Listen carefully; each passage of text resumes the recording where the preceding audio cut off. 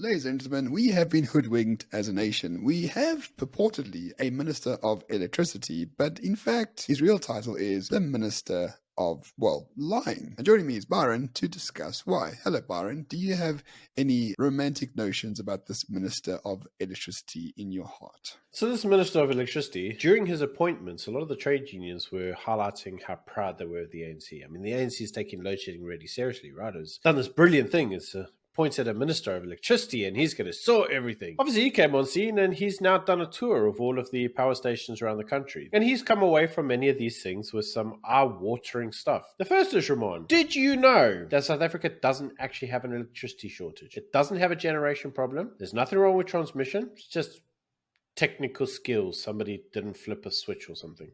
Did you know that? Well, that's what he said, this Minister of Electricity. He says, the problems with Eskom basically are just sort of a technical nature, nothing to do with corruption or the lack of infrastructure or the fact that there are mafia gangs taking and ripping apart that particular company. For him, it was just sort of technical. Meaning what exactly? I don't know what that means. Is technical being the fact that there's 40,000 too many employees and therefore they're not doing the work? I mean, what other definition is there of technical? Well, I don't know, because this is the same minister that's recently now also said he understands that the problem with Eskom is that it hasn't gone green enough. And the way that it needs to go more green is it needs to spend billions refurbishing the existing coal power stations. All right, so you're doing power stations into what, windmills for climate change? Yeah, good luck, good luck, good luck. Good luck running a modern economy on windmills and solar-powered batteries, right? They work very well for a farm or for a house, but we are a real country with a real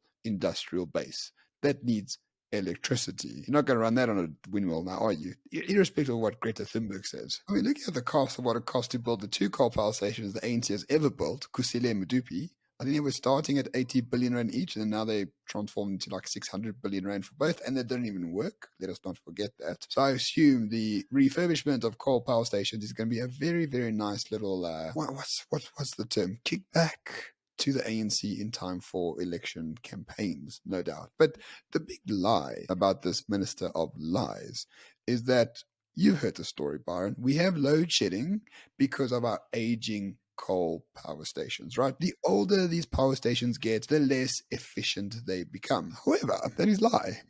An utter lie, because there has been a study based on power stations built in the US under the same specifications as power stations built here. The ones in the US are basically keeping up their EAF score, i.e. the efficiency score. They are at 80% or 85%, whereas ours are like at 37% or 40%. I'm so glad that you mentioned that, Ramon, because you may recall that a couple of years ago, Gwede Matasha was approached and people said, Gwede, isn't there a demand for private sector to build their own generation capacity and somehow sell it to Eskom? And he said, nope, no one wants to do that. And they said, well, how do you know that, mate? And so he said, well, what I've done is I've done some studies. And the studies show that nobody wants to do this. What then subsequently happened is all the bright people, the people that are like clever and didn't fail matric with 30%. They all came out and said, can we see this study? Because we'd really like to see it. And it turned out he lied and he made the figures up. Well, it turns out the Minister of Propaganda has repeatedly, just this very weekend, said, the problem with South Africa and the reason we need to redo all of the infrastructure is because nobody wants to create renewable energy plants. No one wants to create this new infrastructure where they can basically give us generation capacity. And obviously what all the clever people have done is they've gone, is this true? I mean, this is what Gwede Matasha said before. And I suppose that's why they want all the power stations, right? Because no one actually wants to invest in this energy. Turns out, mate, he lied. He also made up the figures because apparently there are currently applications in with the energy regulator for 24,000 megawatts of electricity, all through panels and renewables. Did you know that there's enough patent there to actually get South Africa out of load shedding? If the ANC for 1 second could stop with their centralist command, call me bullcrap, and get their hand out the till, if they actually wanted to solve load shedding, and this is the important part, guys, if they actually wanted to stop load shedding, they could.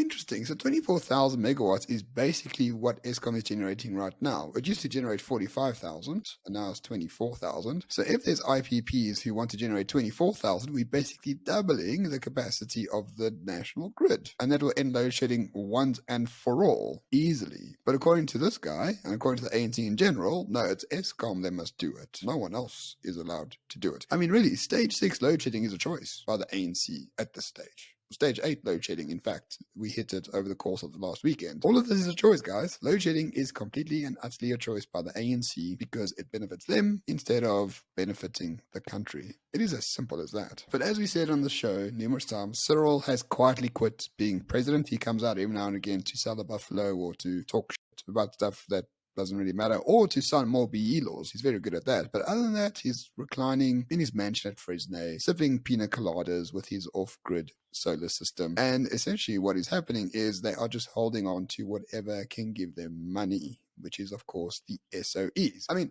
the government was shocked to find out that the post office, which they run, went bankrupt. And then a week after it went bankrupt and liquidated, they're like, oh, we're looking for answers about why this happened. It's like, mate, you run the place.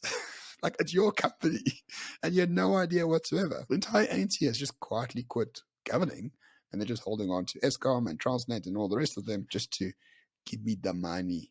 That's all it is. But it's shameless, man. I mean, even in reference to the minister of bullshit propaganda that we were referring to. Do you know how he was going to get his powers to actually do his job? He was going to get them from the state of disaster.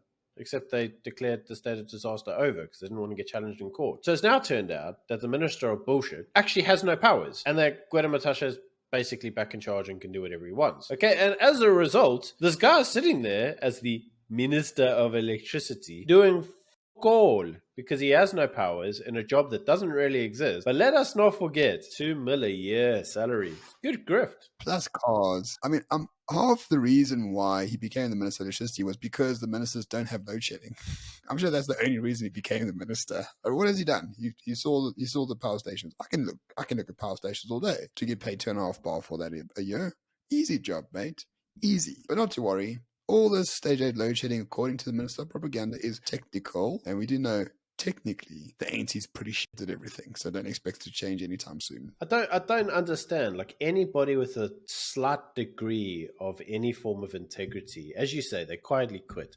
Cool. Why don't you formally quit? Go back into exile, take your money that you looted, go live in Dubai, drive around on your boat all day, and let the rest of us fix our fucking country. This isn't governments, man. This is just, it's farcical.